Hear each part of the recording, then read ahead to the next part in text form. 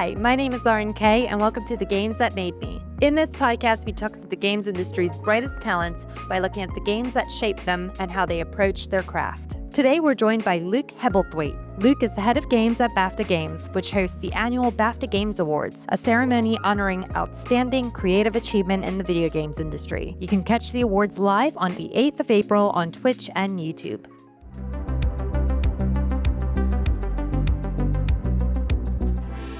Hi, Luke. Thank you so much for coming on the show. It's so amazing to have you. It's an absolute pleasure to be here. Thank you for having me. I'm looking forward to it. Especially like now. I mean, we are near the BAFTA Game Awards, so it's like honestly, like having you on as well is like I'm tearing you away from a lot of work that's being done to set this all up as well. I mean, yes, but also I'm like, cool, I've been torn away from all the work that I'm supposed to be doing, so it's quite nice. And it's great to come here and talk about games and, talk about, all the sort of impacts they have on me, but also the rest of us. But it's exciting times as we head into the sort of final few weeks before the awards. Our nominations have just been announced, and we're, it's all systems go really internally to get everything moving and shipshape ready for the big night on April the 8th. We first met actually at the limit break closing ceremony. I believe it was, I can never remember if it was 2021 or 2022, but it was like post-COVID. I had won a raffle. They had the games raffle with Safe in Our World. And I had won Ghost of Tsushima. And I opened it up and I was kind of like, I shouted into the void. I said, I've already played. I already have this game. Like, if anybody wants to like trade with me or take it from me, like totally fine. But like, just know that it's up for grabs.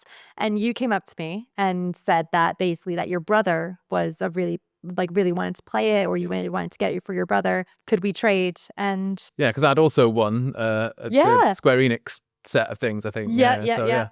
It was a good trade-off. Yeah, my brother was very happy, so and put many hours into it. So he's very grateful. Yeah. Thanks for your charitable contribution. Oh, anytime. And yeah, like it was funny because like at the time you were still at Yuki, and you hadn't announced yet. Like I think it was only like maybe a couple weeks later that you were just like, oh yeah, by the way, I'm BAFTA.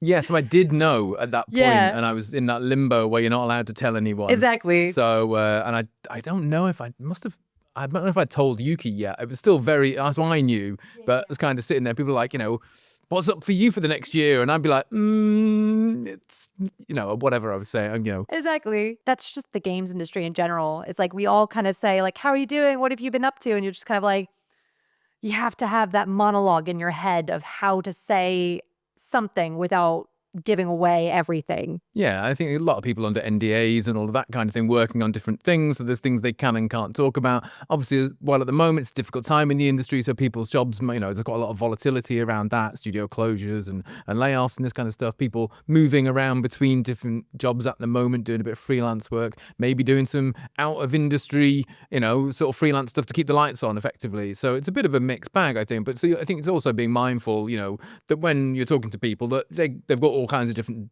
journeys and stories. So, I think it's good to be supportive of that, but also kind of, appreciate when people are a bit cagey about it. Let's get us into our games. So the first game on the list, we got Doom. What were games like back in this area, like this area of your life, like with your parents, like how actively were they in with the games that you were playing? Well, I think sort of to step back slightly before Doom, I think. So the one of the reasons I have such a passion for games and I play games all my life is my parents used to own a shop in our small town in the north that sold CB radios like you would have in a truck and and all that kind of stuff, or the police radios, that kind of thing. And so as a sort of side hustle on the side of that, they also sold ZX Spectrums, which were a big computer here. They were sort of the equivalent of the Commodore 64. And so consequently, we got one as children, and we used to get a copy of like all the sort of games that hadn't sold, all that kind of stuff. So we had this big sort of plastic bucket of loads of different Spectrum games. So that was really where I started playing games from a sort of very young age, and playing them through for the next, I guess, 10 years or so before Doom came out. Learning on the ZX Spectrum, playing lots of, playing Manic Miner, Frankie Goes to Hollywood, deep cuts like The Sacred Arm of Antiriad, which some one person has looked at that camera and gone, amazing, but like, I didn't even know that like Frankie got like when we were researching for the show, I was just like, Frankie Goes to Hollywood had a game. Yeah, right. And it's it's genuinely one of the most interesting games ever made. I think it is properly art house. It's very them. It's very strange. It's a podcast by its own right to talk about that game. I think it deserves all the recognition it gets, but I think more. But yeah, so then, we had a ZX Spectrum. We didn't really have consoles, but then eventually we got our PC in the house and started playing games on that. Shareware games that were around at the time, sort of the very early PC games. Eventually getting Wolfenstein 3D, which was Guten Tag. so good. I'd have been 10 years old maybe at this point, so I found it really scary actually. And so I remember playing through the shareware version and like kind of at the final boss before you reach Transgrosse at the end, not wanting to open that door and shoot because I'm scared of what was through there. So still probably a little too young to be playing the game. Well, even like the dogs just like pop out at you. Like it's like so intense. Yeah, it was great. And certainly, I think looking back at it now in the same way that you can look back at the original Doom, it looks of that era. So the impact isn't quite the same anymore. At the time, it was, mind blowing. So then, yeah, Doom in 1993 was actually, I was banned from. I wanted to play it. The shareware version similarly was out for the PC, and I was banned from playing it by my mum. The only game she ever banned me from playing, and I'd have been 12 at the time, so maybe it was a fair shout.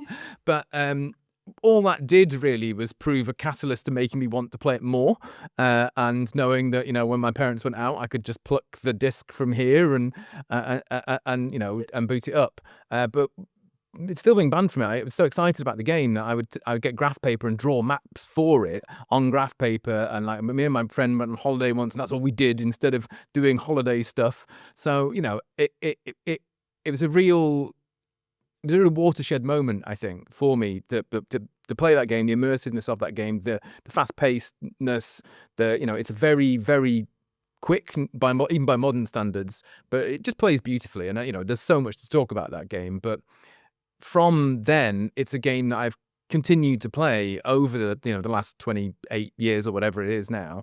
I still play it very regularly, and dip in to play some, sharpen my skills again, or play some new WODs, or I'm a big fan of watching some of the speed runs on YouTube, that kind of stuff. Always keen to find out a bit more. But yeah, it's a game that has sort of always been with me as I've played games from that sort of 1993 onwards, really. I think I'm kind of that same ilk where like I was a bit too afraid to play through Wolfenstein. My dad would always play it, and I would watch him play. So I didn't quite get into the Doom thing. But on your point about like your mom banning things, like I kind of had a very similar situation with my daughter, because like Minecraft in particular is a game that for her it just it really triggered her, like some of her really like massive tantrums. Like she would get really upset because she'd get so involved with it. So it's like a similar type of vibe, but very similar to you. It just made her love for it grow even deeper. And it's kind of that like first lesson in parenting where it's just kind of like the more of a ban hammer you put on something, like the child will just grow to love it even more. Like that rebel heart is just like, yeah, well, I'm gonna do it anyway. So what is more enticing than the forbidden thing, right? It's like, of course I want to play. I'm like, now it's also cool. You've made it cool by banning it, Mum. So yeah, so we did that. I mean, it's the only game she ever did that, and I think it was around the time. Obviously, you've got the early days of like video game violence, that kind of stuff. Obviously, some major world events that happened that are associated with Doom.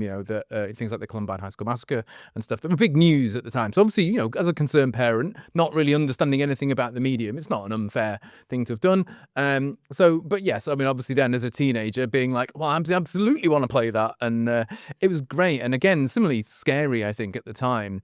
I think looking at it now, I really actually enjoy the graphic style in it. I think now there's almost kind of campness to it, and in a positive way. I think it's that these big muscly demon dudes and all of that kind of stuff. It's great. I love it. I love his face as well. I think that's the thing that's always iconic, the little eyebrow raise, and then the fact that he gets like more busted up as he gets busted up. It's just like those little small things, I think, back then especially, just made it feel more like real, or made you have like such a fun connection with it. Like, oh, if if I do this, it actually affects him. Like, he's like a person that I'm affecting. But I love this about the fact that you were making your own maps as well. So have you saved any of them? Yeah, I mean, so not from when I was very young. They've been lost to time, but I do occasionally make Doom maps. I've made quite a few. It's good fun. It's creative, and you have a vision in your head. Sometimes you start with a square and work out what you're gonna do, and spiral off from there. Other times you go, I've got this high concept in your head.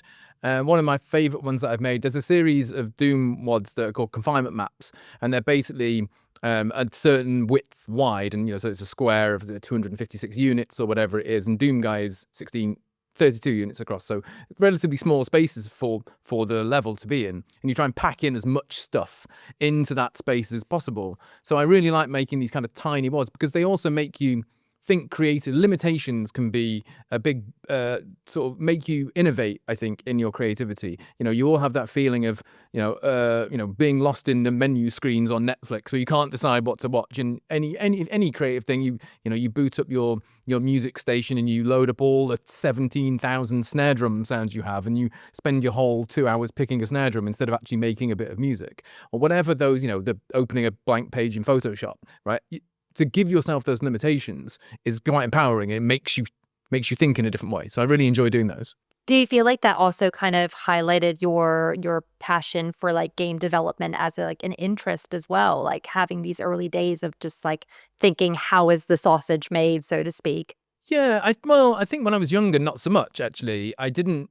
I think it's quite a common thing, but I think until I was quite a bit older, really, games kind of sort of just appeared in the world, right? Magically, I didn't really think about where they came from. They were made somewhere else, right? They came from Japan or they came from America, and that was about it. And never near me, despite the fact that many of the games that I was playing at the time and friends were playing, so GoldenEye is a good example, made not too far away from where we grew up.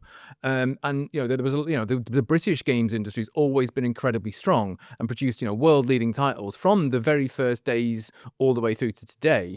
And it wasn't really until I probably was in my late 20s or so that I started to really think about, well, who does make these games? Understanding and learning that the Grand Theft Auto is made in Edinburgh, comes from Dundee. I think is a surprise to a lot of people. I think there's a natural assumption because it's set in America, therefore it's made in America, it must be made somewhere else. But I think a lot of the humour in that game and the way and the approach it does, it's got a lot of Britishness to it. The original top-down GTA, all the districts I think of the city are named after districts in Dundee, I think. So it's that kind of stuff that it is a British nuance to it. But I never really thought about the art and craft of making games when I was younger. I mean, it was a very different era. We didn't have the internet like we do now, so I think access to that kind of information as well wasn't as easy to get. But yeah, I think now, having made I don't make games myself, but I know obviously a lot of people that do, and appreciating the amount of sheer work and scale of effort that goes in, that how talented those people have to be, how almost magical it is that any game gets made and works and runs and is fun at the end of all of that, all of these different crafts coming together, music, art, animation, the coding, colossal efforts, whether made by one person or by a team of hundreds or thousands. It's an incredible endeavor that it's always a joy to sort of see, I think. When were you first made aware of like John Romero then? Like I mean, you've got to meet him now, which is incredible. Yeah, I mean, it's kind of still a little bit mind-blowing, actually. So, I mean, I said this to him when I met him. I actually met him at BAFTA for a coffee, him and Brenda. When I grew up, I was aware of Doom, and John Romero was a name, and Carmack and the rest of the team, but names attached to this thing that I thought was cool. They were from another planet, effectively, just kind of unreal. Not really also realizing they're only sort of 10 years older than me as well at this sort of time. But I grew up in a small town up north. I'm not from, I'm from an unremarkable background. I went to a normal school. I've got relatively normal parents. All this kind of stuff. So that world seems so distant. And then having now got the job I do, feeling very privileged about all of that, getting to meet John, I sort of said this to him, like, it's kind of strange meeting you because you were this thing that was very distant and kind of unimaginable. But now and sort of meeting you as a peer in that way, obviously not in the game sense, because he is an absolute legend, but it was really just kind of, it's a strange path sometimes your life takes you on, and I guess you must appreciate that as well, doing the job you do, right, and getting to meet the people we do. So it's a real honor. He was also just so lovely, and from my point of view, I got to have proper Doom chat with him as well. So it was like, as bucket list things go, it was pretty good. It's funny to sort of think of John Romero as well as being a fan of games, but it's like, but that's really important. yeah. And I think, like, we talk about John, but I think you can talk about any game creator in that space. They are inspired by each other's work. They really appreciate each other's work. I think one of the things I love most about the BAFTA Games Awards ceremony is the warmth and love in the room for each other's work. When one game wins, obviously 5 other games don't win in that category, but everyone's still like, yeah, that game is actually brilliant. So there's a real warmth to the whole event, and I think that's reflected as well in the interactions between people in the industry. It's a very collaborative, supportive industry, I find, and it's one of the reasons I love working in it. I think it's really interesting as well. I've just read John Romero's autobiography, and in it he talks about when he signed Ion Storm with Eidos. One of the reasons he did so was because Eidos's chairman at the time was Sir Ian Livingstone, and I know Ian Livingstone now, and he's obviously the founder of Games Workshop, the fighting fantasy books and lots of other things in games, and I didn't know that at the time. So then I'm like, I've now connected these two people in my head who had no connection before, but then I'm like, I can totally see how John Romero has gone, well, this is Ian Livingstone. He's an absolute legend. And I'm like, yeah, Ian Livingstone is a legend. And that's the thing that gave him that assurance that Eidos were the right company for him. And I think that's really interesting to see those connections, which, exist across the industry in lots of different ways. And it's a real privilege of my job to be able to help support and champion these people and the work that goes on in games. And in particularly, and the newcomers as well, which there's so many great newcomers coming into the industry. And I think BAFTA does such a great job of really highlighting those people and raising them up and giving them the opportunity to have their work seen. Yeah, I think that's what we try and do, right? So we have lots of different initiatives that exist within BAFTA to try and champion new talent. A good example of that being the BAFTA Breakthroughs, which are a cohort of 20 people across film, games and television each year that we see as kind of, breakthrough talent. People who are having that year where they've released some kind of project or whatever that's really cut through this time. So, we've got, famous names, Tom Holland and Bella Ramsey from the film world, but lots of people from the games world who've been through that and then gone on to do stuff. We have several people in the nominations who are previous BAFTA Breakthroughs who are in this year's nominations for the BAFTA Games Awards. Lots of people from Breakthroughs who have worked on those projects, and so it's a really inspiring set of people that come through. And we also do a lot across the work we do to help people in their careers at different levels. To kind of we do things like workshops, roundtables to give people career skills, to meet other people that inspire them. We did a really great series of workshops the other day where we had effectively 6 early career composers, and then we got a BAFTA winning composer sat with them, and it was kind of an ask me anything kind of opportunity. And so we did those for all kinds of different disciplines, and it's just a chance for people who are starting out or have got a couple of projects under their belt and are building their careers to go, right, well, we want to do this, but what did you do, and how to have that connection to find those bits of advice, and find that serendipity, find the moments that are going to help them find their next project, meet the right people, be inspired to do the next thing. We discussed this before we started filming, but it's like that thing of it's possible. It feels really possible with BAFTA here and with the UK being it's huge, but it's just small enough to where it just feels like anything you can get to where you want to go, really. And it's really lovely. And I think BAFTA does a really great job of linking more of it together, making it feel more obtainable. Well, thank you very much. That's what we're trying to do. I think it is a challenge still. I mean, I think there are, we do try to create opportunities. We do try to give people, the skills and tools that they'll need, the support, the resources, the exposure, whatever those things are. I do still think it's difficult to get into the games industry. There are lots of challenges. They are geographical. They are based on your social mobility, I guess you might say that, or, gender and ethnicity, all kinds of different factors that, prevent people in the creative industries more generally.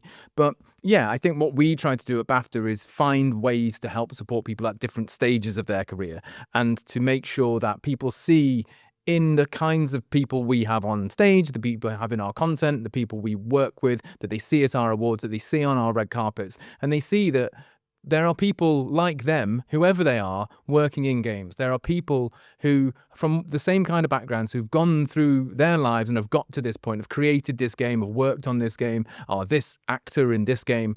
And that's really important for people to see themselves and know that there is a path, right? It's still not always going to be the easiest path. And you have to have patience, you have to have talent, you have to, have that serendipity a little bit to find that opportunity, find that first opportunity. And there are lots of ways people can go around trying to help themselves find that. I think networking and going to things, being involved in online communities that are about game development, going to games shows and meeting other people, getting involved in game jams, all those kind of things are really great ways for people to start their journeys.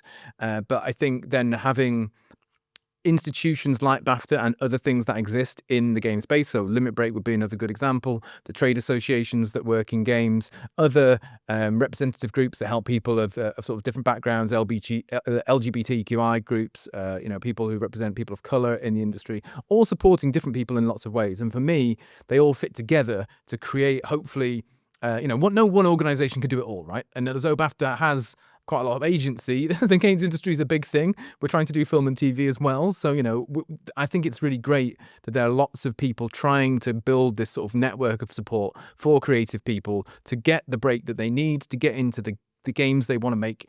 And it's the main reason I like doing what we do is because we get to do that. We get to help people. So now moving on to Streets of Rage. I was introduced to Streets of Rage actually from my husband. And I think this is very much a thing where there was just a phenomenon about Streets of Rage when it came out. Were you sort of like feeling that as well? Were you part of like, this is happening, Streets of Rage? Sort of. I mean, I was still quite young. So I didn't really think, and it's in a small town up north, like I said, but so I didn't really live in that world. It was just a game my friend had, and it had appeared out of the ether, on his Mega Drive. I am also showing my age here with some of these selections, but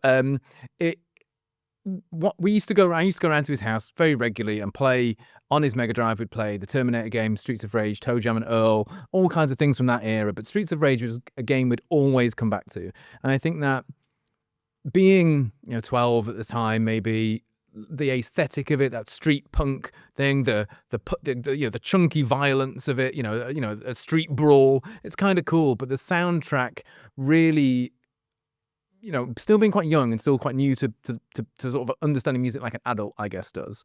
The soundtrack just drove you forwards all the time, and it just continued to have that. You felt like you were doing something awesome the whole time. And, you get these amazing bosses. You get the elevator level, which is when you work out, you can throw people off the side. It's such a joy. And you start trying to do that constantly instead of playing the game properly. And then, getting all the way through to the end and then going, oh, yeah, I could just be the bad guy. And then it kicks you back down a few levels. And so, we played it all the time, and we did every ending we could. It was just a real joy, I think, and it really stood out for me. And then as it got older, the soundtrack, I think, particularly stayed with me, I think. And I keep coming back to it and going, that soundtrack was brilliant. I downloaded some, the early 2000s. I downloaded some remastered version of it off, I don't know, LimeWire or something like that, and was like, okay, this is brilliant, and it always kind of kept in my mind. And so the music was the thing that kind of drew me back to at a sort of later age, really. And then went back to all the games. I got a Mega Drive again, got myself a Streets of Rage, plugged myself back in. This is Streets of Rage 1 as well, so I sort of hadn't played 2 and 3 as a young person, so I played them all around then. And it was just, they're such brilliant games in terms of the technical gameplay and how they look and the aesthetics, but the soundtracks for me are the thing that just elevates that above sort of the sum of their parts. I love this generation of games because it's like this thing where the developers are starting to find their feet a bit. So it's not just like the Mario, which Mario's still fantastic, but it's like, but they're starting to get more aesthetic. They're starting to get more stylized. They're starting to get their individuality.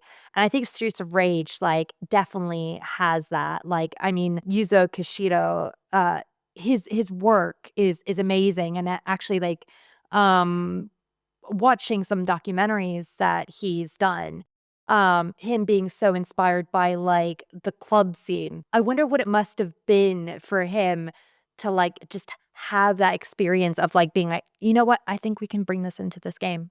On a chipset from a relatively new console, he's got to program himself. He's got to create all the sounds, and he's replicating. He didn't live in modern times. He doesn't have Spotify. He can't access all of these things necessarily. He's also living in Japan, obviously, but there's references to things like The Shaman and Public Enemy and bands like this. And Black Box. Yeah, right. Exactly. So but he's probably hearing those in record stores once and then kind of coming home and going, what was that thing? He's got this thing in his head and tries to recreate these styles on this new chipset in this way. I think it's a real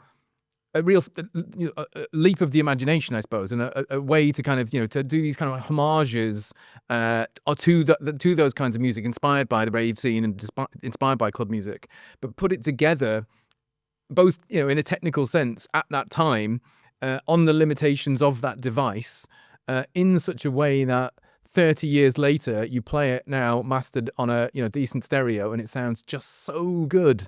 Stands up there with the bands that that he was trying to sort of reference. I was first in the queue pretty much when the vinyl was released on data discs.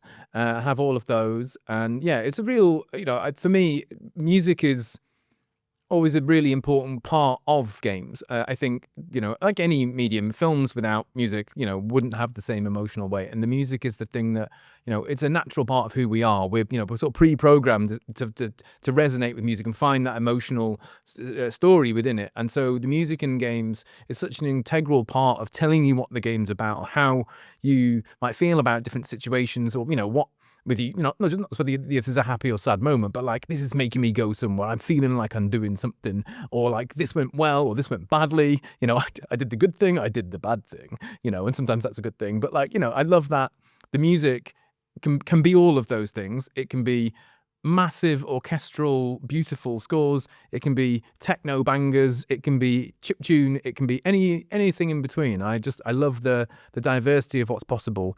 But yeah, I'm a big music nerd, so I think that's probably coming across. Oh no, it's fantastic. And I mean, honestly, you're speaking to the choir, because like a lot of the suggestions that you've put in as well, like with Hotline Miami, Tony Hawk, and like Sayonara Wild Heart, which is What a game. one of my favorite games of the last like decade. Like, honestly, like, everybody should try this game. Like, I just the EP is just so beautiful. Yeah, nostalgia wise as well. Like with and I'm sure like you feel that with so what was Hotline Miami? Because that's the one that I didn't really play. I've always known about it. So what type of music was that? So electro, techno, and that that changed a lot of sort of French techno and stuff that's inspired it. Got bands like Carpenter Brute, Perturbator that are on the soundtrack. And it's licensed music, but from small acts, and Moon, who I think was 16 at the time and had just put a track out on Bandcamp, and they were like, we love this. And so that went in. I think he does Hydrogen and Paris that are in there. And he was very young at the time, but now he's in this game. But they're such great tracks. They're really... they really marry well with the top-down, extreme violence of that game. It's such a fast-paced, I mentioned Doom earlier, in the pace of that game. You're always moving, and the music in that as well. Yeah, exactly. Like, still remember that theme song. So there's a commonality between those, exactly. And I just love the visceral nature of it. It was obviously inspired by things like Drive, the film that were around at the time. So some of that music coming in there as well, similar sort of era. But for me, it was the music. Yeah, it looked great, and it's big and weird, and it's slightly strange what's happening. No one really knows who the characters are and why they're doing all of this stuff. He's being sent out to to go and complete these various missions where he has to, sort of break into a house and murder all the mob people inside to do something. But the music just, it has that kick all of a sudden, and then you're going. And I love that about it. It's one of those games that, as well, I think, I played through it twice, I think. So it's probably, I played 15 hours of it or something in my life. But I can, it means this much to me that I'm just like, I'm so good, and I think it obviously inspired a lot. Devolver's sort of whole roster of games really always has strong music, very diverse set of music. But something like Ape Out as well is a similarly top-down game about a gorilla that escapes from a science facility, and the soundtrack in that is live jazz drumming. And so as the gorilla does stuff, the music reacts to it. So you grab a scientist and throw him into a wall. It's a big cymbal crash. And it's just such a beautiful integration of the two things that adds up to something so compelling, I think. And it's a really important part of it for me. It kind of reminds me of Untitled Goose Game as well, like the piano, just like how it like gets really quick when you're running away from something or that kind of thing. Like it's just, it just tells such a lovely, it marries so well with the narrative of what's going on. And like we already mentioned Sayonara Wild Heart. Like this one I was actually introduced because of the show, because Laura Kate Dale had said that she really loves Sayonara Wild Hearts, and I was like, let me play this game. And like, it was me and my daughters, all of us are just so in love with it. The menu screen, right? Yeah. When it starts, you have that do do do do do do do do, and then it drops, and you're like, right, I'm in this. I'm like fully there. And as you say, it's a brilliant soundtrack. I think the album itself stands up as a really solid Swedish pop album. I think it's up there with anything else I would choose. It's always pretty close to my record player, so I do love it. And then I want to go back to Streets of Rage actually, because like then when Streets of Rage 4 was announced, I was obviously excited but a little cautious. You're going, okay, how are you gonna top that? How are you gonna come back with something that replicates the feel those games had, but get it right? It's obviously coming back to any franchise after 25 years, I think it was. But very happily, when I got my hands on it, I was immediately like, this game is absolutely superb. The soundtrack, Olivier de Riviere's soundtrack, obviously the collaborations with lots of Yuzo Koshiro and so forth that are on there, lots of other artists that fulfill different parts of that. Again, the soundtrack is a huge part of it, but the mechanics of that game, it combines that old school arcade beat 'em up feel with a lot of modern fighting game mechanics, so juggling and combos and cancelling and all this kind of stuff that allows you to really build sort of runs in it. It's reactive in different ways, and I got thoroughly hooked on it. I put hundreds of hours in. I think it was over the first lockdown as well, or into the first lockdown, and then that's basically what I did for lockdown.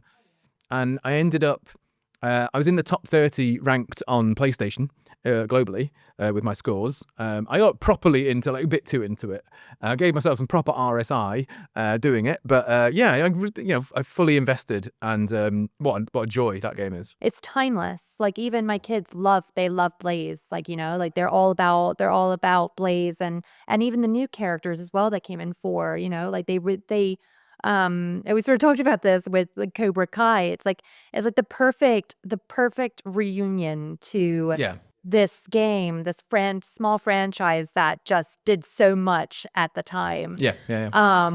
Perfect way to bring it back in. Yeah, and I think the same studio did the Wonder Boy remake as well, and they did that in the same kind of art style. And I played that game when I was younger, Wonder Boy Monsterland. And what they did in the recent version is so you'd have it in this gorgeous hand drawn style, but at any point you could press a button and flip the game so it went back to the original graphics. But also you could do the same with the music, so you could either play the reimagined score or the original score. And so it was I didn't play it in the old way too much, but it was just kind of, I'd get to the, one of the big dragon fights and I'd be like, oh, let's just flip it. And it would be perfectly there.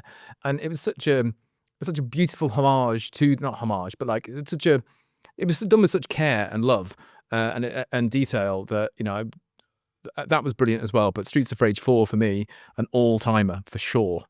So what's your biggest tip for those who are playing to get really, really good at Streets of Rage 4? I mean, you should play as Blaze because she is the coolest character. So that's number one. Already doing that. That's fine. I think work on your combos, right? I think if I used to play for score, so working out where you can push the game to juggle someone off the side of the screen that you perhaps weren't thinking. You get held up by, the go sign, where it's like you need to finish all the guys in this area before we'll move on. But you need to keep people in the air sometimes to do that, work out where on the screen you need to be to get to the next part. It's getting some nerdy fighting game stuff, but it's I've always loved scrolling beat 'em ups. There was one I used to play. I don't know. We found it in an arcade in a pub somewhere. It's called Knights of the Round, and it's I think Capcom. Maybe, but it was it's the Knights of the Round Table, so you can play as Arthur, Lancelot, Percival, and you fight through a load of people from that imaginary medieval world. Fight, there'll be little dudes, and then there's a great big guy with a big hammer, and you fight him. And then as you go through the game, as you progress, though, the characters level up, and they get a slightly better sword, or they get more armor, or they get slightly more hench, and all of this kind of stuff. So this feeling slightly RPG, but faked, really, because all you are is now you're on level 6, so it's just going to draw you slightly differently. But like, it had this real feeling of progress, and that's that game's I loved it then, and then kind of kept it in mind for so many years, never found it, and then played it many years later, and it's still just as good. So that's the other thing that I love about that generation, is that there's so many like hidden gems. And remember, there's some really good gems in there, but Knights of the Round I haven't come across, so that sounds really fun. So I would highly recommend checking it out. It's a great game. It's, sort of Final Fight and all that kind of stuff in there as well. So yeah, great game. Really, really, really good. So our next game is a bit more modern. Returnal, which I don't know about you, but I think it was released, I think it was like announced during one of the State of Plays. Probably, yeah. Do you remember when you would like first saw the trailer and stuff? I can't remember if it was what context it was in, whether I saw it in a State of Play or just the trailer on YouTube or whatever. But I knew I played Ex Machina before that, and was aware of Resogun and Housemarque's other games. The soundtrack, obviously, to Ex Machina as well, great. But yeah, seeing it, I think, visually looks amazing. Being kind of intrigued about the kind of 3D version of Bullet Hell and how that would work and so on. But yeah, it was a game that, certainly stood out at that time. The reason I've chosen it is more to do with what it sort of, how much it's been part of my journey at BAFTA and how that's sort of informed what we do. So I'd started in December of the previous year, and this was our first Games Awards, so in April, and Returnal won Best Game. It also won Audio Achievement, Music, and Performer in a Leading Role, which was Jane Perry. And so, it was the big winner of that year. And it was amazing to be at the award and seeing everyone celebrating and being part of that for the first time in the context I was in, to talk to the developers and talk to Ilari and the others on the team about, they seem just seeing the joy in them and all the other winners that's part of that and being there. But then having the role I now had and going, well, this game's just won 4 BAFTAs, right? It absolutely deserves to be celebrated in the same way we would just be celebrating any film that had just won 4 BAFTAs or any TV show or whatever. So afterwards, we set about kind of redefining what our approach to games, I think, at BAFTA, and something I'd really tried to steer was we set up a masterclass looking at Returnal, and we asked the game director Harry Kruger to come over from Finland, from Helsinki, to come and talk about his the approach to how he, not necessarily just how they made the game, but why. What were they trying to achieve? It's the game that marries this 3D bullet hell, the fast-paced action, the neon arcade feel that Housemarque's so famous for, but also then building in a quite a strong narrative with really well performed characters. Totally adding this whole new way of thinking to the more traditional Housemarque's games, and Jane's contribution as well, obviously being, so brilliant at bringing Celine as a character to life and taking you on this journey with her that unfolds in this really unexpected set of ways. And then obviously as the reveals happen in the game, if you're good enough to get that far, Yes. which is a challenging game. And so, yeah, that's a fair point as well. But what we did was created a masterclass for Returnal in which you invite Harry to do this. And then after that, the first half, I invited Jane to come on stage and those two to have an in-conversation together, talking about the process of making the game and talking about the characters and how that all worked. But as well as doing that, as well as the on-stage part, which we filmed for our YouTube and all of that kind of stuff. We also filmed a bunch of interviews with them backstage. We did a full sort of BAFTA portrait photography with, I think, Charlie Clift, who is one of the top film photographers that we use. And, you know, we have these amazing photographs of both of them. And then, you know, they're absolutely beautiful. There's an amazing one of Harry, who is just, he's staring down the gun of the camera in his cool red leather jacket. But it's the picture's been assembled from different photos that are all shot the same way and then pieced back together with these kind of lines where they join. And so it's sort of like looking into his mind in this kind of cool way. And so then we had that as a, you know, a huge picture on the wall at BAFTA's office of him and Jane, and, you know, from that event. And taking that approach, the leading talents in games should be recognized and celebrated and championed in just the same way we'd celebrate the you know, the people from the film industry, from the TV industry, and making sure that that's really setting about what our approach would be like. We've tried to carry that on. You know, we saw last year in, you know, you came to our masterclass with Yoshinori Kitase, wielding the Buster Sword. So we got some great photography with him doing that as well. We had the Baldur's Gate masterclass where we had, well, basically everyone involved in the making of Baldur's Gate pretty much on stage at one point, but shooting a lot of interviews with with the cast and with the creative leads, with Sven Vinker and Borislav Slavov at that, and, you know, really kind of going all out to celebrate that game, which had, you know, won 5 BAFTAs, and give this kind of extra recognition, but also show that it's, from my point of view, this is stuff I would want to see. Right, I'm a games person, and it's us as games people making game stuff for other games people. Right, that's the way I like to think about it. So whether it's in the events we create, whether it's in the videos we create for our YouTube, the content we do, we go out to game studios around the world. Myself and our social content producer who films and edits them, but we've been out we did House Mark, but we were out at Remedy Games talking to them. We were, I think, 3 weeks ahead of the launch of Alan Wake 2, so we were very much behind the scenes right at the end of that, so very grateful for them giving us that access. And we were trying very hard not to look at the walls with all the spoilers for Control and other games that were there, that were around. So you know, similarly we did Metacore Games, who make Merge Mansion. We did Ninja Theory, Hellblade 2. We've been at Interior Night, who made As Dusk Falls. Lots of great game studios that have approached games in different ways and interviewing the people behind the scenes, right? People who are making the audio team or the art team or whatever.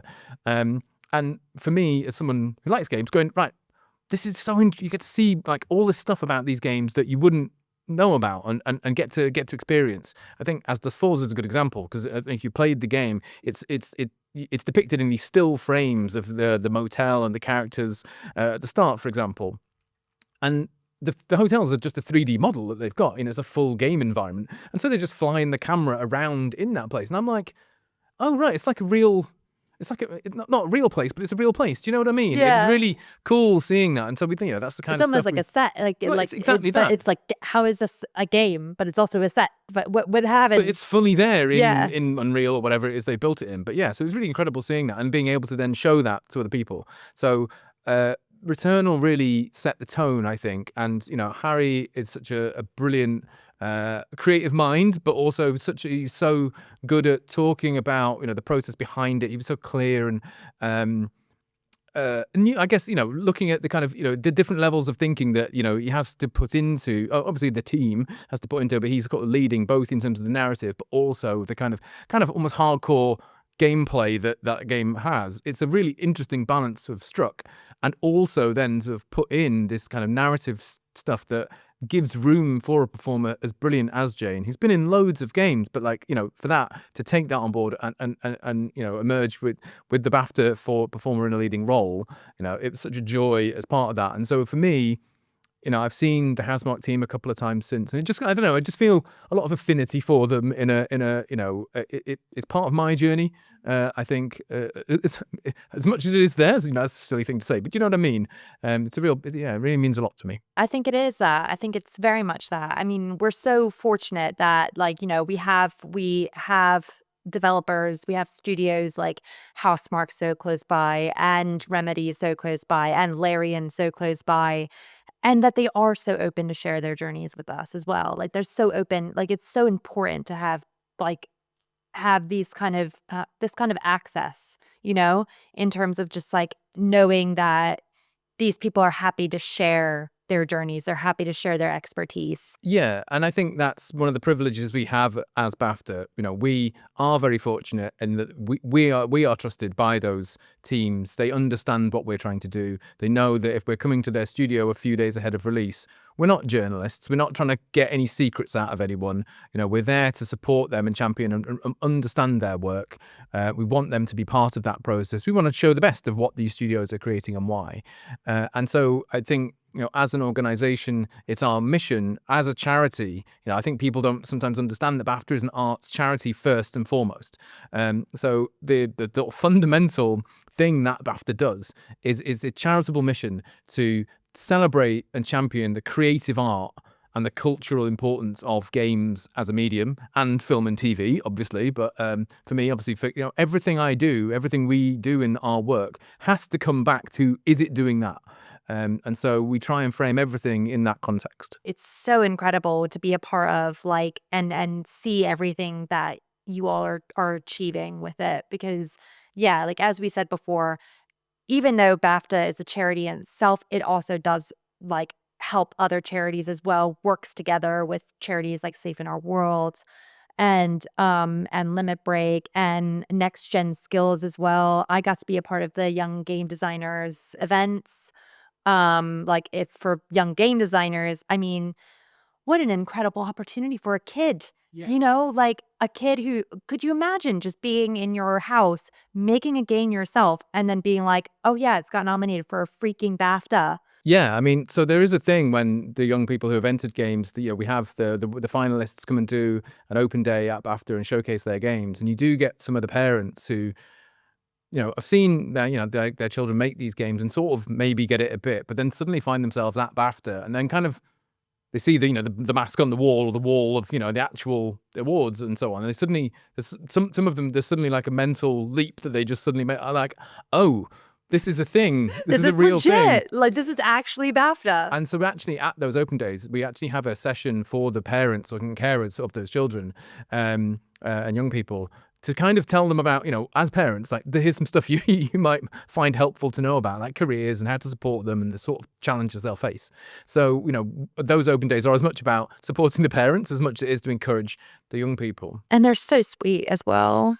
They are. I think also like one of the things that makes BAFTA stand out to me as well is that we are very fortunate in that we come from this heritage of the film and TV industries. BAFTA is 78 years old now, so we've been doing this a while. I haven't been there 78 years. I'm not quite that old, but you know, I mean, you look great. Thank you, thank you.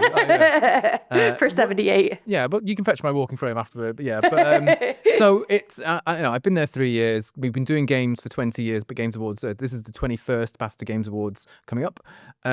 But we're able to leverage that heritage and the prestige that is understood in the public and the media of film originally and then television, but put games within that context, to use that media cut through that we can get to talk about games in a very public way in places that, you know, games might not get covered in this, you know, with the same respect, with the same depth perhaps as they would without us being able to add that weight to voice to it. You know, there are lots of great, you know, there's lots of great nuanced and detailed understanding of games out there, but like in very mainstream places, like you might see, you know, you take about certain UK newspapers who tend to look at the negatives rather than the positives. So we're able to create positive stories around games and make sure that the art form that so many people are engaging with, the communities that exist around games, the creativity that goes into them, the passion that people have for them, the way they can affect lives is understood a bit more in the public eye, right? So for people, you know, no one needs to tell me and you that games are great and do all of these things, but there are plenty of people out there who don't understand, who don't really play games, or, you know, maybe aren't negative about games, just don't really engage with them. Some, you know, my mum, your mum, someone's, you know, whatever, grandparents, whatever, to go actually by BAFTA recognizing this stuff and putting games on this same stage, on literally the same stage, we're able to say, actually, there's a lot to this medium that, you know, maybe you don't understand, or maybe that you hadn't realized that games had kind of evolved to this level.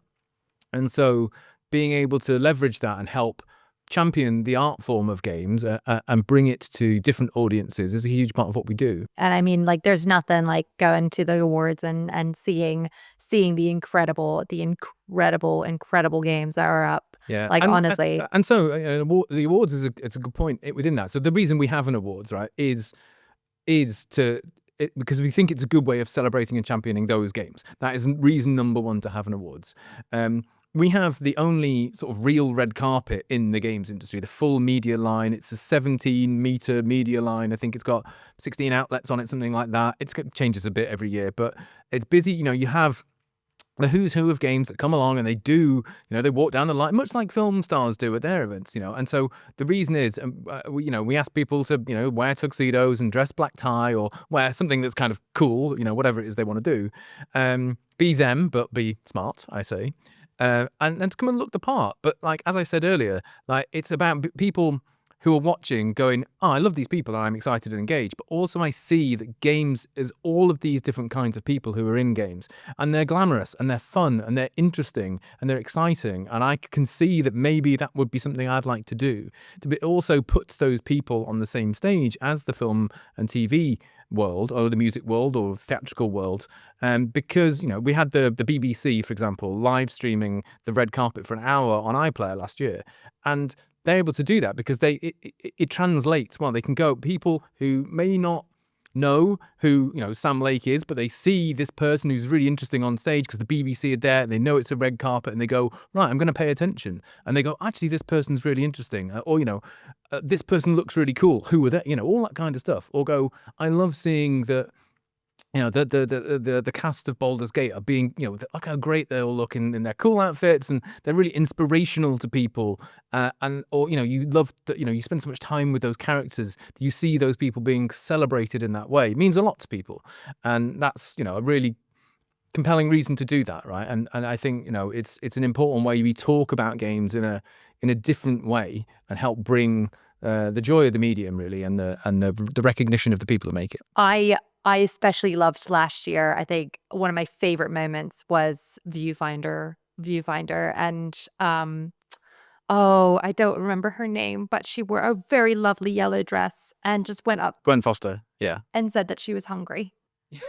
Those kind of moments are just fantastic. It's gold, isn't it? Yeah. And they all look so great as well. But like, to be able to play a game like Viewfinder as well and see it get recognized, it's like one of those things where you're just like, this game just it blew my mind as far as like just what it elevated and how it channeled like this love of photography. Like we talked about music, but like with Viewfinder, it was bringing you into a world of photography that you might not have been aware of or understood, but did it in a way that was creative and fun and made like a puzzle. It was so cool to be a part of that, part of that experience, part of that electricity. Yeah, absolutely. And, it won two awards that night. And, yeah. It's a great game. It's technically very impressive in the way that, as you put the photos in the world and you can sort of step through them and it creates this new environment. It's, it's wonderful in lots of ways, but also when those people went up to collect them, when Gwen and George and the others went up on stage, you can see what it means to them to be recognized. Lots of games, of course, deserve lots of recognition, but yes, there can only be one winner for each category, and that's kind of the point.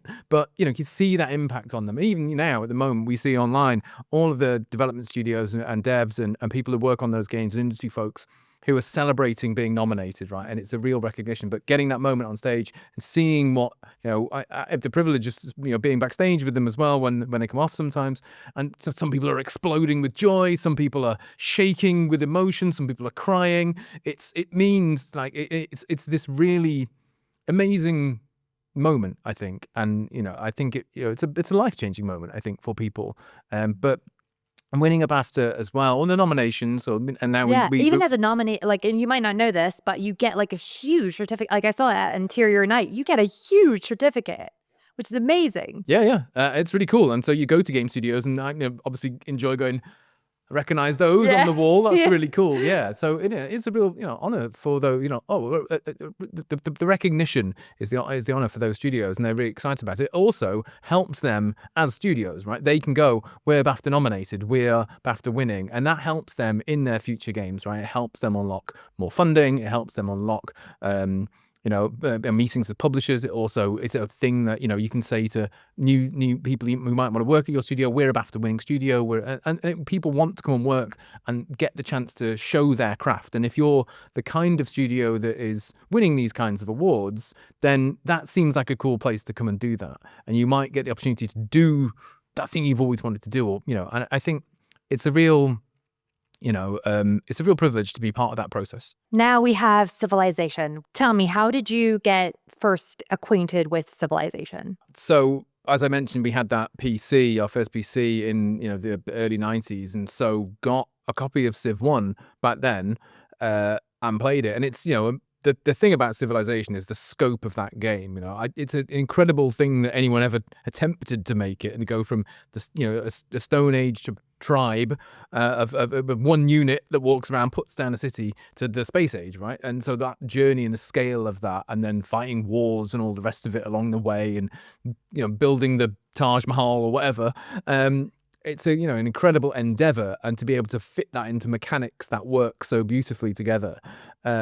It's a game that immediately was like, you tell your own story in it as well. I think whichever civilization you choose, you've got this different map, and you're like, right, I'm here, and then the Zulus are here, or the Russians are there, or the French are here, and they you have different interactions, and you see the map in this own, you create your own sort of story in the game.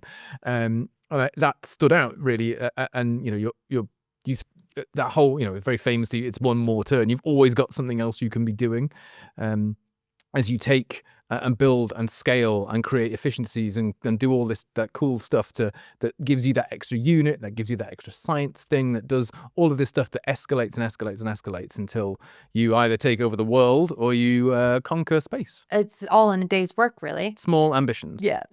100%. But like something that has become a bit of a theme here is this sort of idea of like a comfort, like forever game. Like this is the game that we come to like when we're sort of feeling where life is feeling chaotic or busy, we come back to something like this. And so like which civilization was it that like made you think, actually this is it. This is my franchise? I mean, there are so many franchises, so it's one of many great games. But I think the first one is it blew my mind at the time. We played it for hours and hours. I've put thousands of hours into Civilizations across the series. I've played all of them a lot, and so each one stands out in their own different way. I think Civ 1, obviously brilliant. Civ 2 suddenly is a leap forward. It looks very different, and the palaces and all of the different ways that you unlock different things and progress. They've all iteratively built on each other, and like they've taken slightly different twists in the way that they approach stuff. In Civ 4, you've got the Stack of Doom, where you can put 5,000 units on top of each other and launch them into someone else's lands, which is then everyone starts doing that. So you get this kind of crazy wars. You've got Call to Power, which was like a sort of spin-off thing where you've got things like slavery, where you can enslave other people and put them in cities, and you can be like properly the bad guy and all of this kind of stuff. I mean, generally, I tend to be the bad guy in Civ. I'm not very good at not having a war. I try. Yeah. I always try. I get that. I mean, I have it with Mortimer Goth in The Sims. I have to be his wife, so I can understand needing to be evil. Yeah. Yeah, but thing is, what happens is I'm going to have this little island, and it's just going to be for me and my nice little cities, and I'm going to stay here and do science and conquer and go to Alpha Centauri. I'm just going to do that, and then the French or whoever will build a city on my island, and I'm like, that is not okay. This is mine. Were you not informed? This is mine. How dare you? How dare you? How very dare you? So, then it's time to build some army, which we then do. And then now we're at war with France. So then I'm like, well, sorry, France, but, you're just next door now. So it's time you got cleared off. And then you have that problem. If the problem I always find, and that challenge is, now I've got a load of army sitting around, and it's like that thing.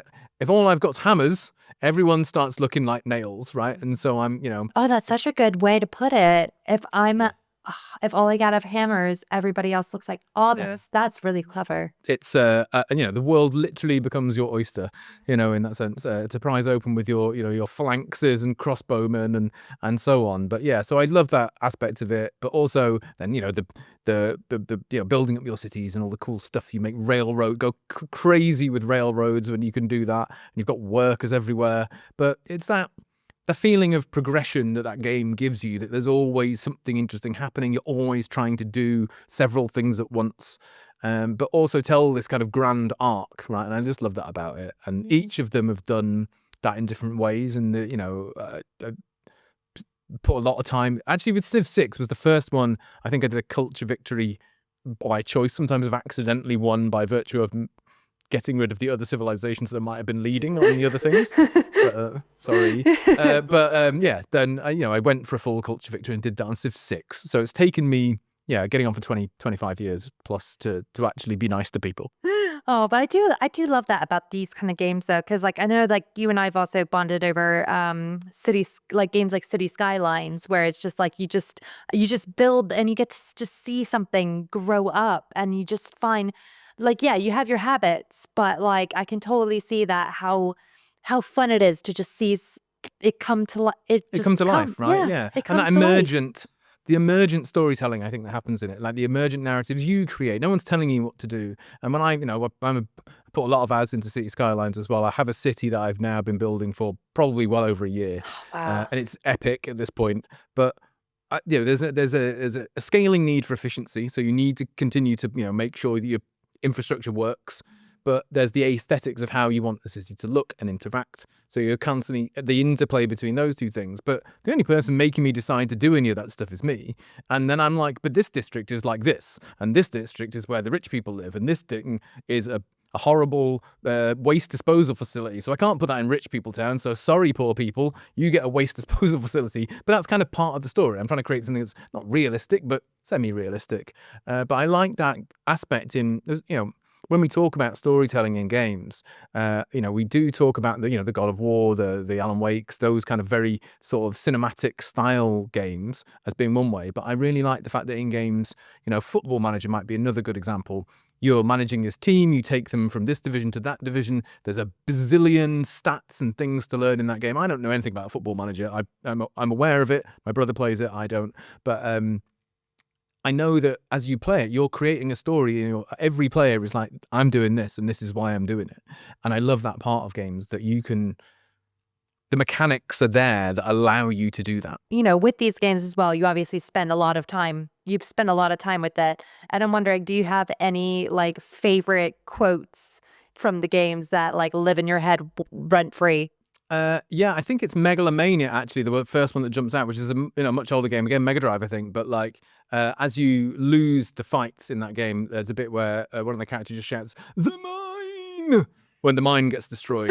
No! Yeah, that's the one that stands out. I think in Civ, there's so many of the various things that Sean Bean, Sid Meier, Leonard Nimoy, of course, have said. Now it's Gwendolyn Christie for 7. I've not played 7 yet. I'm very much looking forward to it. But so the narrators are always a part of it. Oh, I do love that though, isn't it? It's just so cool how even the narration can make a game have such a different feel. I'm thinking Stephen Fry and Little Big Planet. It's just so great. So wait, so Sean Bean, which one was he? He was 5. That's so I think. Cool. Yeah, 5. Is this a world that I didn't even really was aware of there? But obviously, I knew Sid Meier. Sid Meier's names always come into the forefront. But Gwendolyn Christie, what kind of vibe does she bring to? Well, she's a great actor. Oh, she's fantastic. So I haven't played it, so I can't comment. Yeah. But I am sure. I was like, it seems like a good choice, right? I like that. It's just cool. I would want my life to be narrated by. It feels like she's got gravity, and that's good, right? Yeah, so that's what you want. That would make me feel so epic. Yeah, in my own life. Each game does have its own atmosphere, music, UI, all that kind of stuff. Which one do you think nails it best? from 4 to 5, there was quite a big change in that you moved to a different tile layout. So it was hexagonal tiles instead of square tiles. So that meant the world movement changed, the UI changed a bit. I played it a bit later on, and with all the civs that happens, like there's various DLCs that add more to the game. I also played with a mod quite later on that reimagined the UI. So by the time I'd got to that version of that, I really liked that version. So yeah, I think that the difference between 4 and 5 at that point for me was really great. Also, I think it's Civ 5 where the Polish are really strong, and you get the winged Azars who are really actually quite overpowered, but there's a joy to send hundreds of them launching against the Scots or whoever it is you've decided to have umbrage with today. But yeah, I mean, all of them have great music. I think even the first one, just I can still hear the pounding drums of the Mongols in my head from that, and I often find myself humming a tune and then going, oh yeah, that's from Civ. So does it evolve over time as well, like with regards to the civilizations that are growing up? No. Well, certainly the earlier ones didn't. Like I think like you have the sort of themes for each leader. So when Genghis Khan turns up, you get this whatever. I don't know whether they've done that for the new ones. I'd be interested to see. I'm looking. I'm looking forward to it. You're selling me on this because this definitely feels like such a good game to check out. And like you say, like I guess that. You play different games at different times, right? Different times of your life, you're in different moods. Sometimes I want to play a big action game. Sometimes I want to get lost in an open world. Sometimes I want to play short games. Civ, you kind of know what you're going to get, right? And like, it's going to take ages. It's a massive game of Civ. I'm going to spend ages doing it. I don't want anyone to talk to me. And I'm just going to go and do that. And, 30 hours later, I've conquered the planet or whatever it is you've done. So it's a kind of game for me that's, like you said, not a comfort food, but it's like, it's me time. It's very much a me time game. So like cities is as well, City Skylines. So I love that aspect about it. You almost get like it's a weird itch that you get when you want to play these games, isn't it? Like I don't know if it's the same for you, but I just kind of start feeling like I really want to build a city right now. Like I really want to experience City Skylines. I want to hear the music. But I don't want to just hear the music. I need to I need to actually sit down and I need to commit to the bit. Yeah, and it's you do so that. good. Yeah, and I think or the kind of you do this in a lot of games, but I'll sit and think about I'll be on the train home tonight and I'll be like, oh yeah, I could build that there. That'd be cool. You kind of do that thinking about it, and it's like it's I suppose it's a bit like having a train set at home, in the past or whatever. But like it's that kind of fun. There's creativity in it, and you're telling yourself this story. You're imagining what this could be. You're going, that'd be a great place for an airport. That'd be whatever. It's kind of nerdy. I like the kind of efficiency-ness of creating efficiencies. But yeah, it's just it's also. You do it at your own pace, those games, and I really like that about turn-based games. I'm a big fan of RPGs. But I've not got one on the list actually here. I don't think. I think I mentioned Fallout, but we played those all my life, and like I like turn-based games because you can just stop and sit and mull what you're gonna do, and so I think games that give you time, that don't give you pressure, can be great. And I think also for people who don't necessarily, aren't as adept at, controllers and all that kind of stuff. I think, if you look at the turn-based combat in Baldur's Gate, I think that's been a thing that's helped it be accessible to a more diverse set of people because they don't have to do things quickly because there's a lot of things to think about in that game. Do you typically do you follow any creators? Because obviously, like back in the day, you kind of had to just figure things out yourself. But like now that the thing is going on, do you typically go to creators and sort of look for tips and tricks or just see people that you're like, oh, I like how they did that? Yeah, well, the second one really. I think for the main ones I watch generally on YouTube. So rather than watching them live on Twitch, I will watch Doom speedruns of levels that are too difficult for me. So some of the really big, what they're called, slaughter levels, those kind of things. Then City Skylines, there's a guy called Infrastructurist who I watch. He's one of the sort of main ones, but I think he's a German or Swiss, but he's very calm. He's very kind of chill, but quite funny in his own kind of light way. And just builds this city and it's aesthetic. And he's like, well, this will go here and this will go here. And I can just sort of sit, and it's not challenging in that sense, but it's kind of nice just watching it evolve and going, no, that is a good terminal you've built, And a couple on the Civ front as well. I think especially that you watch their games evolve. They're playing on deity, usually the hardest setting. So having played Civ, I normally play either on Emperor or sometimes the one that I think there's one between that and deity usually. So it's a real challenge at that level. But then to them to playing on deity, I know how hard that is, and you kind of watch those nuanced things that they do. I think the Doom ones for me also. I use Streets of Rage 4, of course. I watched loads of that because watching the very best people in the world play those games, set new records. When you know a game intimately like those games, you sort of appreciate what those people are capable of doing, like with any skill, right? So whether it's, you really love football and so you know what great football looks like. I think if you watch Doom speedrunners, you watch Zero Master, who's like continually set the speedrun record for Doom 2, broke it after 25 years or something. You watch the iterative things that they do and you're like, oh my if you don't know what you're looking at, it just looks like someone doing a thing fast, but that nuance, you're like, oh my god, that was the best. Yeah. You're just like, only I understand, obviously not only I, but like, that the feeling of kind of getting that bit that to a lay person, they might, but obviously not register that just happened. But you're like, that thing is so hard to have just done like that and consecutively 75 times in a row, whatever.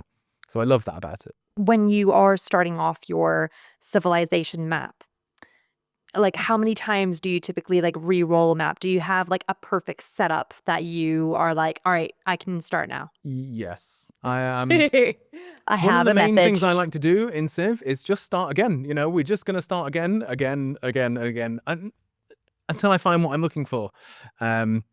I don't sometimes know what that is, but like I've got to kind of look at a map and go, I can see a way forward. I don't want to get bored and be stuck, but also there's a kind of guilt that comes with it of going, I'm making it easy for myself. Maybe I should just start and stick to it and roll with the challenges.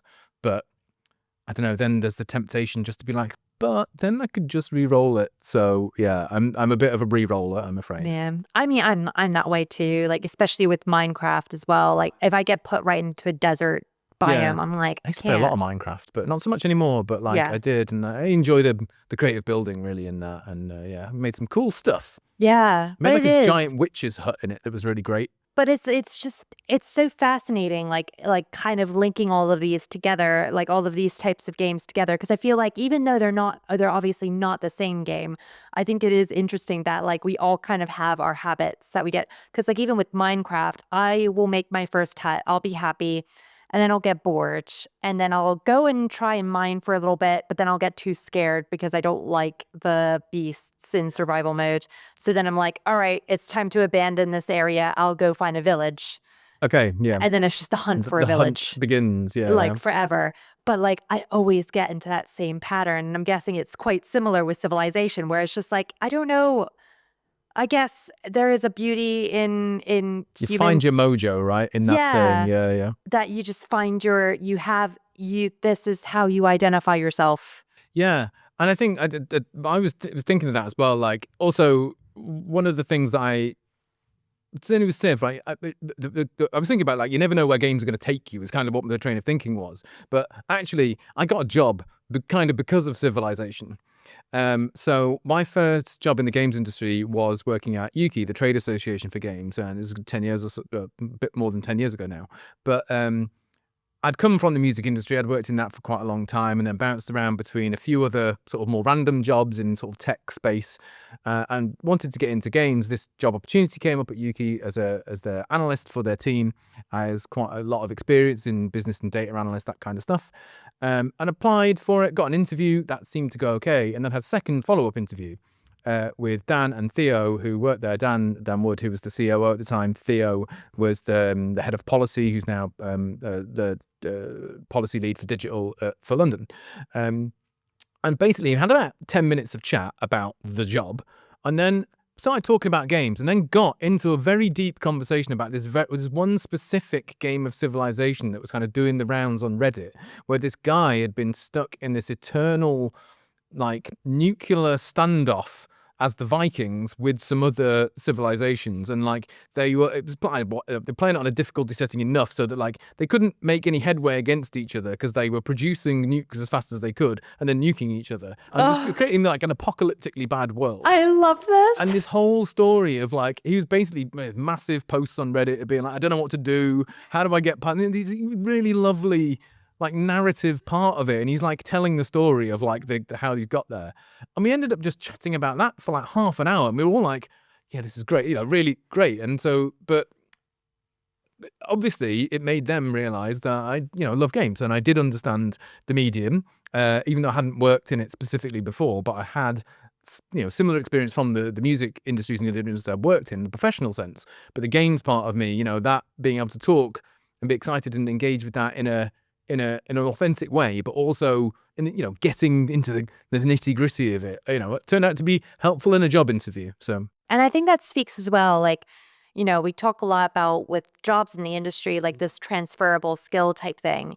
And I think like a lot of people have brought up that the games industry is still baby. It's still very new in comparison to other industries.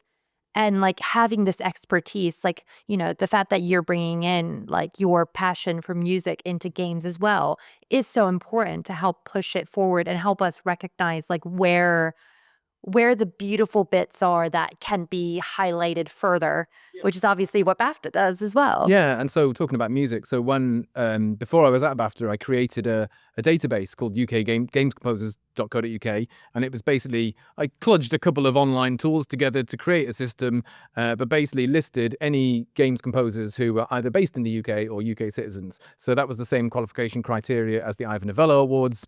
So it seemed, I couldn't do the whole world because it would be an endless task. Gosh. So I just kind of limited it to that and ended up what was initially supposed to be like, just collecting them in a spreadsheet for myself because it's useful to know, to like, I tweeted about it back when Twitter was a real place. And then it escalated quite quickly, and then I had 200, and it was kind of cool. But like, it was also then subsequently helpful for the BAFTA team at that time, who would, looking for other composers to bring into their work, to other composers to feel like they'd been seen, and they could go, okay, well, I'm on this place, and I might get work because someone might be scanning through that for their next game, and to see who's who of what's around. And so that's kind of why I did that. I think whatever it is you do in your current job, if you want to work in games, if you love games, if you play games, if you make YouTube content, if you write guides for game FAQs, if you just really love games and there's some cool stuff that you've done, I think being able to communicate that to the people you might be applying to jobs, like if you're applying for a job at a games company, if you love games, and you can tell them that's going to go a long way because they know you're going to care about the work that you do, and you're going to advocate for the best of what you love, and you're going to be able to analyze and understand what you're doing, but also just the passion that you'll put in, right? And that's so important in our industry. And as you say, it's a new industry, but it's an industry that evolves rapidly. And so the job I'm doing now, if I'm still here in 10 years' time, the industry's going to look totally different. What will it involve? Some of the same stuff, some totally different stuff. And game development has changed so much and will continue to. So it's about having that vision, having that excitement for the medium and what's possible, I think is the bit that I think is really important to come to any job in the games industry with. All right, so now for our final selections, Okay. we have these really, really fascinating games, honestly. And these are the types of games that, would not have known about if it weren't for BAFTA and having the BAFTA list. So we have Paqurette down the Bunburrows, which is a mouthful. Close, but yeah. Yep.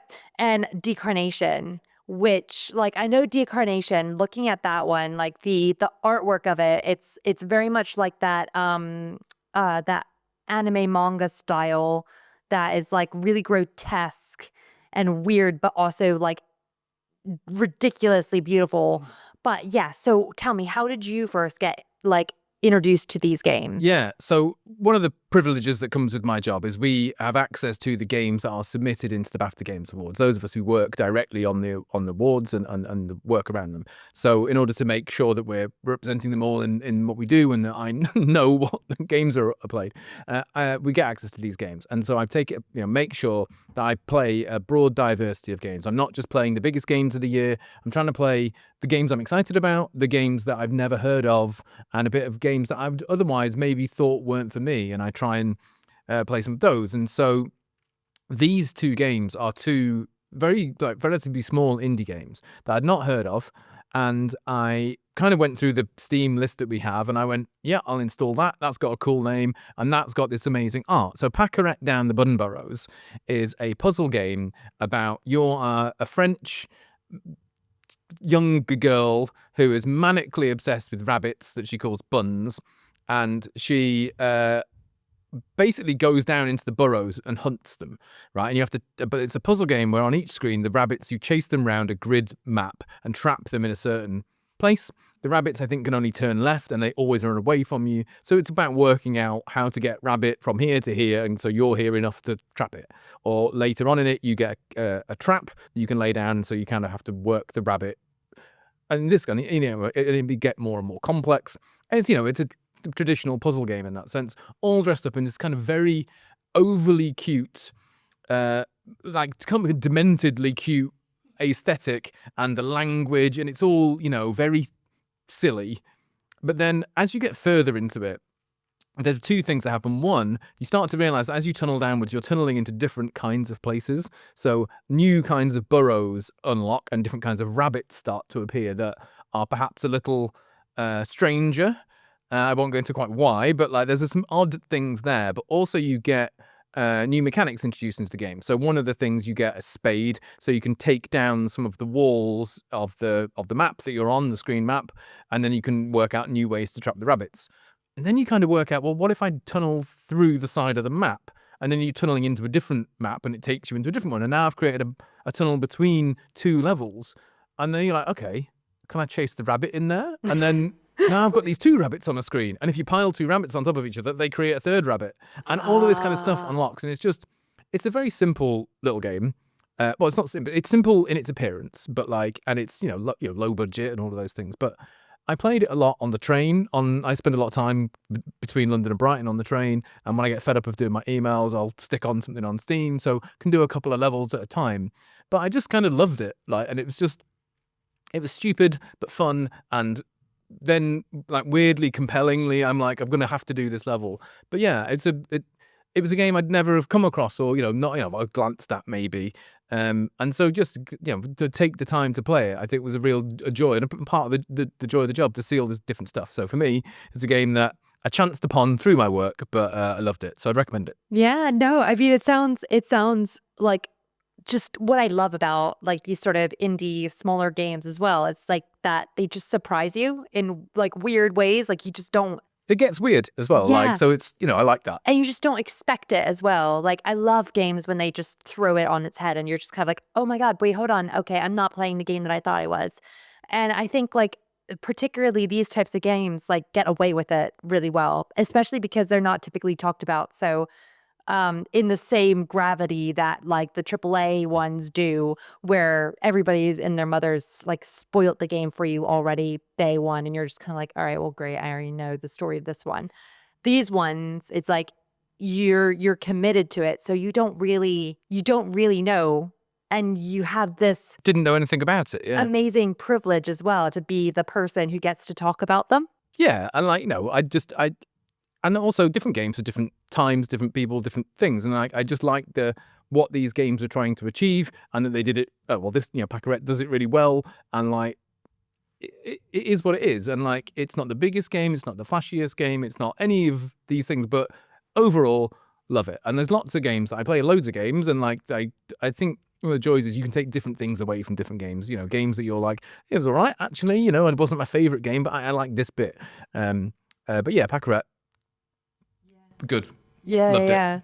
And then Decarnation as well. Yeah. This one is like fascinating because it kind of harkens to like that old school like horror, but it's because Yeah. it's like it's in that pixel format, it kind of lulls you in. Like I mean, like the cover art already shows you that things are not all right in Fairyland. Yeah, absolutely. And Like it does have that aesthetic of like that kind of you know, Tetsuo in Akira becoming a big grotesque version of himself. That kind of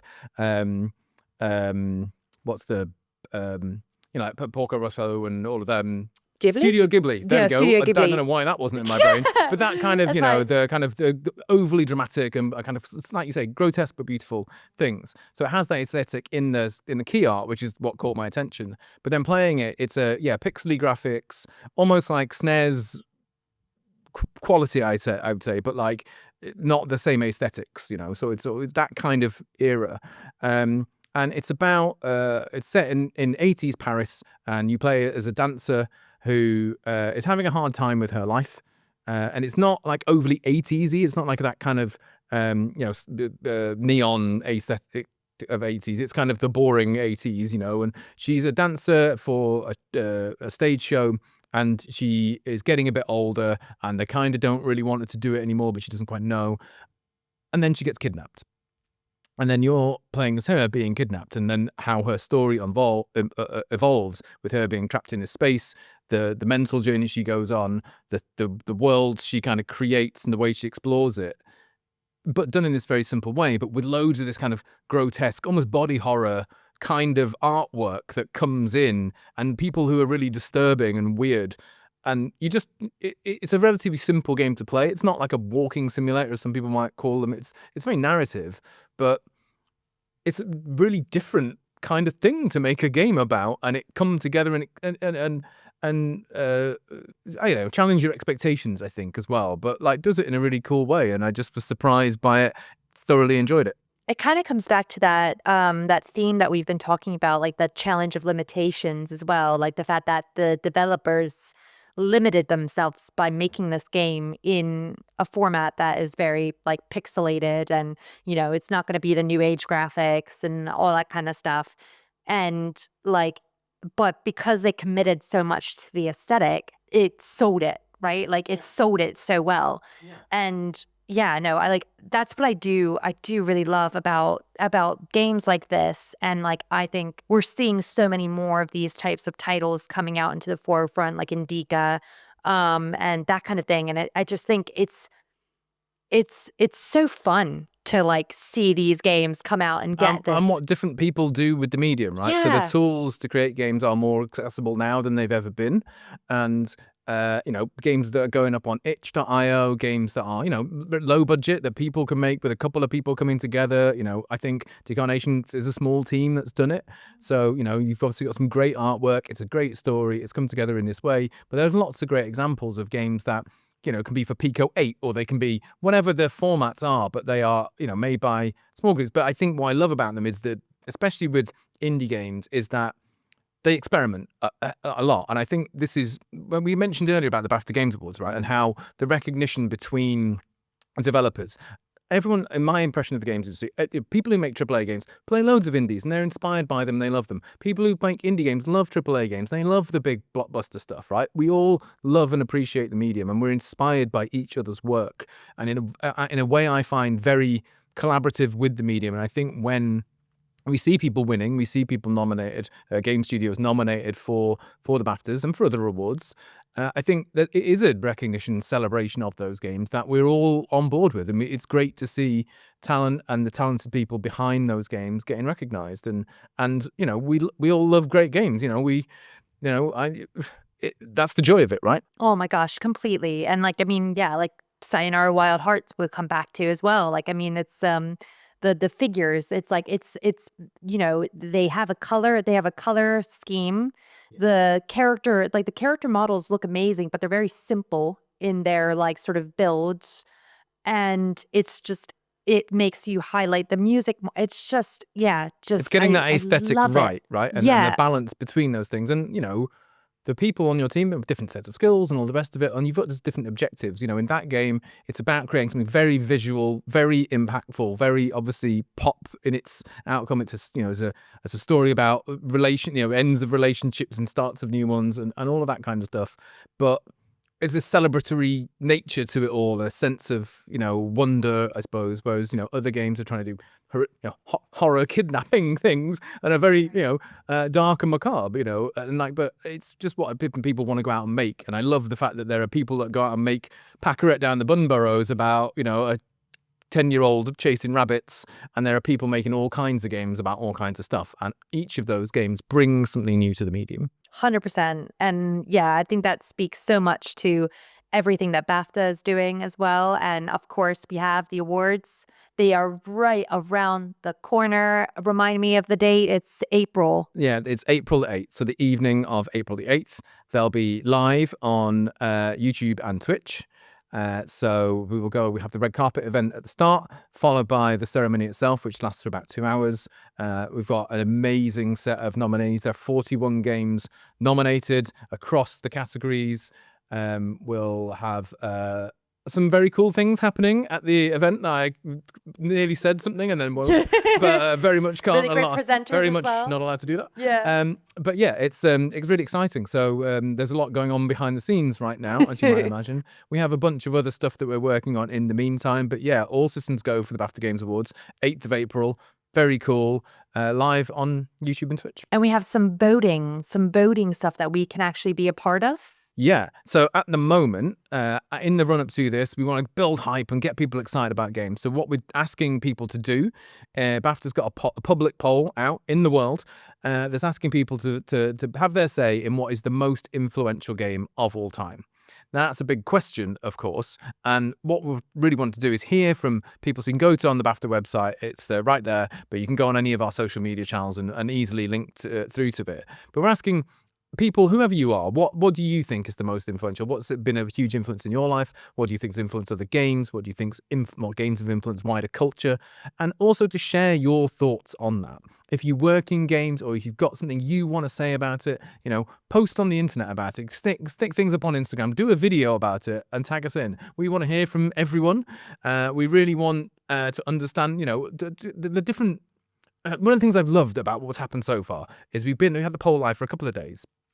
And already, just the diversity of answers that we've had, the conversation that's been happening online about, I think this game because of these reasons, and these people, I love this game because of this, and people celebrating great games and telling, being really positive about the medium, saying what makes each individual game brilliant. And I really love that positive discourse that digs into what makes brilliant games brilliant. Oh my gosh, completely. And you have some really great content going around as well. I've seen our old friend Nero Newbon sharing his recommendations as well for what he thinks is the most influential game. He mentioned a few. Skyrim, the original Fallout, Baldur's Gate 3 he mentions for the amazing characters and the romances and friendships you can have in that game, which I think, all of which are great choices by him. We had Jane Douglas recently as well. She recommended Half-Life, which again, true. Of course, right? But I remain impartial. Oh, so, yes, of course. I do have my opinions, but I should keep those a secret. As it's our job in this to be impartial, just as it is in the BAFTA Games Awards. I think, again, one of the things people don't realise perhaps about BAFTA is the process that we have around the awards is really extremely robust. We've been doing BAFTA Awards for 70-something years now, so we're all right at it. But, the information security we have, I'm the head of games. I find out what wins a BAFTA when it gets read out on stage, right? There are very few people within the organisation that know. Even if you're in the voting process and the juries, you don't find out at that point. I've had the privilege to be on a BAFTA jury before I worked at BAFTA. I went through that jury. We voted. I don't know what won. And so, there's no way that information can come out. That information is handled very securely, and basically, there's 3 or 4 people that know what's going to appear on stage at that moment. It's the person that made effectively the slide that appears to say this game. It's the head of awards that signed it off. It's the person that, I think it's the same person that stuffs the envelope that people open. So we have a really handful of people that know what's about to happen, and I really like that as well. I like that we take it really seriously and we go through this very robust process. But also, personally, I quite like not knowing, because I spend a lot of time with the nominees in the days ahead of that, and it would be super awkward if I'd be like, "Hey, yeah, you've not won." We can't give out 6 BAFTAs for each thing, so but like it's it's the point of doing it. But I think that just speaks to the quality of games, the how competitive those categories are, the amazing people that you meet actually from those teams that come to the awards, or through your life in the industry, and the amazing work that they produce. Like each of those things, for me, adds up to a really important medium, right? That speaks to art at its best, right? And great people that you want to celebrate, you want to support, you want to do good things for, and you want them to be seen as the creative talents that they are, just as we would any film star, any pop star, any artist, any theatre director.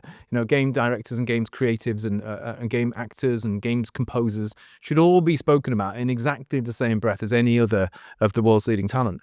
100%. And I mean, like, I've had the privilege of being a part of a jury as well. I was part of a jury a couple years ago now. And, I think it's really like the people who are on these juries as well. It's a real testament that we all care. Yeah. Like, there is nobody on a jury that does not care about what they're doing and like will do their research and stuff.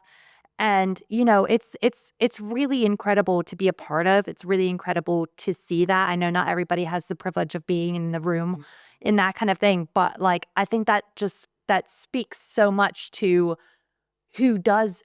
how these nominations are gathered, because like it is all gathered with love. It's all gathered with people who are speaking about the medium and speaking about the games that are coming out. It's really amazing. Yeah. And I think it is a real testament to how much everybody, the collective, everybody cares about the BAFTA Awards and making it the best that it can be in terms of just like having that respect. Yeah, no, I hear that, and they would really appreciate it. And like, I also want to say that it's a testament to the BAFTA team. BAFTA is very much a team sport. There are lots of people who work on on the voting parts of the awards, making the ceremony happen and look like it does, designing the staging, sorting all the cameras out, being part of the masterclasses and events we run. So many people contribute to this, from who believe in it and want to do it and believe in what we stand for and what we're aiming for, to celebrate the great talents. And I'm so grateful to the work that our team does to put all that together. It's a lot of effort. It's a lot of late nights. It's a few late nights, certainly, as we get closer to the awards. Obviously, we're doing the film and TV awards as well. Lots of people working on those simultaneously. But it's I'm very grateful to our team. I'm very privileged to work with them all. They're amazing. And yeah, I think it's exciting times at the moment, and I'm very much looking forward to that glass of champagne at the end of the ceremony, to just be like, okay, we've done the main bit's done. Yeah. I can slightly relax. We can all slightly relax. Yeah. And that's so nice. And then for next year. Yeah. And then for next start year. immediately again, basically. Yeah. And we'll be looking at the winners and the nominees and what we can do with them over the year ahead. So it's exciting. So exciting. So very exciting. And the question that we ask everybody who comes on the show is, what do your game choices say about you? I think they say I like a lot of different kind of games. They also tell you a little bit about how old I am, how some of those are from a certain era. But I think collectively they show a diversity of different kinds of games. There are lots of other games that were on the shortlist that aren't here. I try to play a lot of different kinds of game. I think what they say about me is I love the medium. I really always want to be surprised by it. I want to explore and find new things, but I also have those kind of, like you said, forever titles, those things that I want to get back to and play. They're pretty much all single player games. That is something I should note. I tend to play games offline. I have quite a social job. So I play games to kind of get away from the world a bit. So they're a bit of that. You know, they're a bit. The games are me time. They're quite a personal thing in that sense, but they're also, I think also one of the things when I say that, like, but like I talk to my friends all the time. You know, my non-work friends. You know, we'll go to the pub and we'll talk about bands or we'll talk about films, but we'll also talk about video games in that same sense. And a lot of people obviously do that. So, you know, I say they're a me time, but they're just part of our lives in all of that way. I think they say I'm someone who likes a lot of different kinds of games, and I'm very much looking forward to playing some more. Oh, but it's been so amazing chatting with you and chatting about your game selections, and I'm so excited for the BAFTAs. It's always just such a great time, and can't wait to see the winners and, just see everybody just celebrating games. Exactly that, right? It's a celebration of games. It's the joy of what games can do for us all. We all love games. That's what it's here for. So yeah, I'm really looking forward to it. Yeah, thank you as well for all of your I know that this is representing a team of BAFTA, but Yeah, very much so. forwarding it on as well. I will pass You that and the on to the team. team, and it's very nice to hear it, and it's good. It's a lot of work that a lot of people put in. So I come here to represent that, but really, yeah, I say it's definitely a team sport, and the team go above and beyond in lots of ways that isn't necessarily obvious as well. So I'm very appreciative of their work, and I'm glad to see that it has the impact.